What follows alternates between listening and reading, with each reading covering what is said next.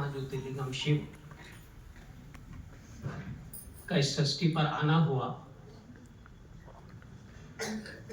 किंतु आने के लिए उसको एक रथ की जरूरत थी। वो निराकार था और वो रथ था प्रजापिता ब्रह्मा का, उसने चुना, जो कलकत्ता का एक प्रसिद्ध जौहरी था। और उस रथ के माध्यम से वो रथ में कब प्रवेश किया ये तो पता नहीं लगा आखिरी तक भी। इसीलिए हम महाशिवरात्रि के दिन ही बाबा का जन्मदिन मनाते हैं। और बाबा ने आकर के अद्भुत ज्ञान, जो किसी वेदों शास्त्रों उपनिषदों में नहीं था, वो वंडरफुल नॉलेज, वो वंडरफुल ज्ञान उस पिता परमात्मा ने हम बच्चों को दिया। पहले उसने अपने स्वयं का परिचय दिया कि मैं कौन हूं, मैं ज्योतिर्लिंगम हूं, मैं एक पॉइंट बिंदु हूं और आप भी एक बिंदु हैं।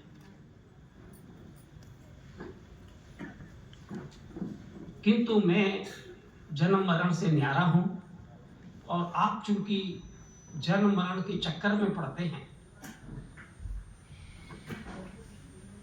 तो बाबा जिस परम पिता परमात्मा को हम प्यार से शिव बाबा बाबा कहा करते हैं, उस प्यारे बाबा ने अपना संदेश दिया हमको कि बच्चे पवित्र बनो, राजयोगी बनो। ये सारा चक्र 5000 वर्ष का है। और जैसा हमारे जज साहब ने भी बताया कि ये हूबहू रिपीट होता है। कई उदाहरणों से उन्होंने बताया, जैसे छोटा बच्चा होता है, स्कूल में जाता है, नाटक होते हैं स्कूल में, कभी कोई शिवाजी बनता है, कोई राणा प्रताप बनता है, कोई क्या बनता है, किंतु वो नाटक है। वो बच्चा उस नाटक में उस पार्ट को बजाता है, पर जब वो पार्ट बजा के पूरा करता है तो भी आपने देखा होगा कि वो भूलता नहीं है, अपने साथियों को डराता है, हट जाओ, मैं भाग लेके आ रहा हूँ, शिवाजी हूँ मैं। क्योंकि वो उस नाटक की इतने दिन प्रैक्टिस करता है ना, तो उसको याद रहता है। अपने घर भी जाता है तो अपनी माँ को डराता है और वो कहती है कि तूने क्या कर रहा है बच्चे, तेरा हो गया ना स्कूल में पूरा। ऐसे ही उस परमात्मा ने हम बच्चों को 5000 साल बाद नाटक में पार्ट बजाने के लिए यहाँ भेजा है। हम भूल गए अपने आप को शरीर में रह करके कि हम आत्मा हैं, और उसी में अपने बाल बच्चे, माता पिता, भाई बहन, स्त्री पति, उसी में लगे रहे। उन 84 के चक्रों को, जिसको हम कहते हैं अपनी भाषाओं में, हम फंस गए। बाबा शिव बाबा इस महाशिवरात्रि के अवसर पर 1937 से लेकर के आज तक हमको याद दिला रहा है मुरली के अंदर कि बच्चे तुम आत्मा हो, तुम यहाँ पाठ बजाने आई हो। पर क्या है कि इतने जन्मों के हमारे संस्कार इस शरीर में हैं, तो इतना सहज ये शरीर भूलता नहीं है हमसे। बाबा जो शिव बाबा का रथ था, ब्रह्मा बाबा, उसको भी भूलने में अपने आप को काफी समय लगा। वो भी कहा करता था, बच्चे में दीवारों पर लिखा करता था, डायरियों की डायरी भेरी करता था कि मैं आत्मा हूँ, मैं आत्मा हूँ, मेरी पत्नी यशोदा भी आत्मा है, ये भी आत्मा है, मेरे बच्चे भी आत्मा हैं। तो शब्द तो साधारण है, किंतु उसकी प्रैक्टिस यदि आप करेंगे, और बाबा ने कहा बच्चे जब तुम अपने आप को आत्मा समझने लगोगे तो उस परमात्मा से योग तुम्हारा स्वतः लग जाएगा।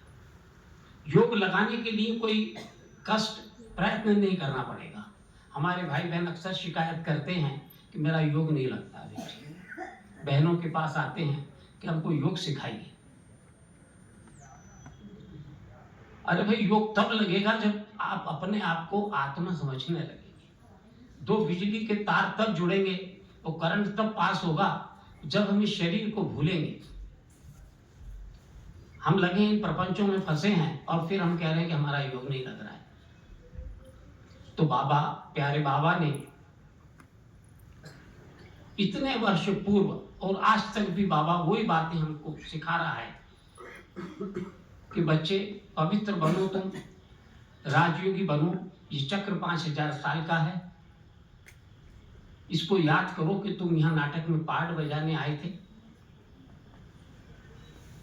भूलो मत इसको। बाबा ने कोई धर्म, जाति, समाज के अनुसार ज्ञान नहीं दिया, कोई रंग भेद, छोटा बड़ा, बच्चा बड़ा।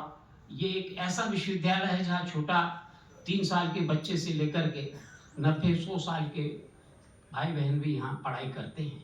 बाबा ने ऐसी फिलॉसफी, ऐसा ज्ञान दिया। बाबा ने रंग भेद, जाति भेद, समाज भेद सबसे हमको दूर कर दिया। चाहे हम हिंदू हैं, मुसलमान हैं, सिख हैं, ईसाई हैं, सब बाबा के बच्चे हैं। और दुनिया के 140 देशों में बाबा ने अपने सेवा केंद्र खोले और हर धर्म समाज के लोग बाबा का ज्ञान सुन रहे हैं, क्योंकि बाबा इन सबसे परे है, वो परमात्मा शिव। तो वो अद्भुत ज्ञान का दाता, वो अद्भुत ज्ञान देने वाला। और भी बहुत सारी बातें हैं जो बाबा ने इतने साल मुरली चला करके हमको बतलाई हैं।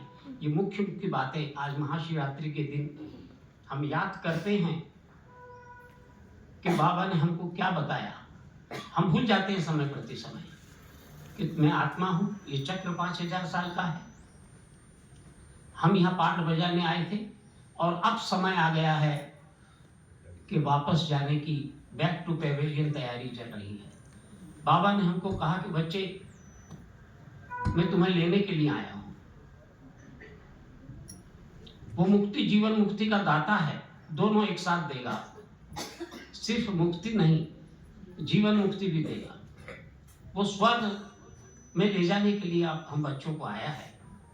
वो बहुत ही एक सुंदर गीत है कि बाबा आया है, आया है, आया है और स्वर्ग का वर्षा लाया है। उस सुंदर गीत में सारी बाबा की फिलॉसफी 10 मिनट के अंदर उस गीत में बतलाई गई है कि बाबा क्या क्या करने के लिए आया है यहाँ पे।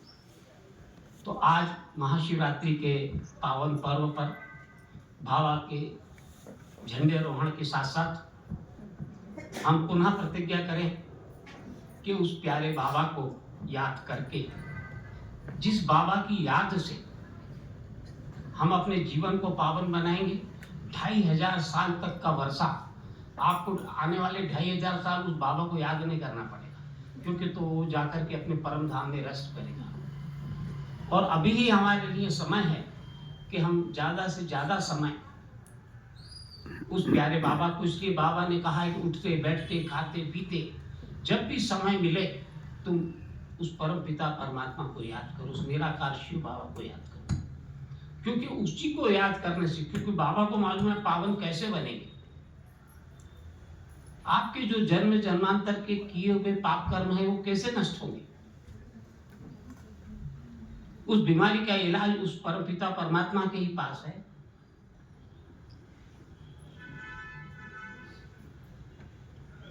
तो इसलिए उस परमात्मा को,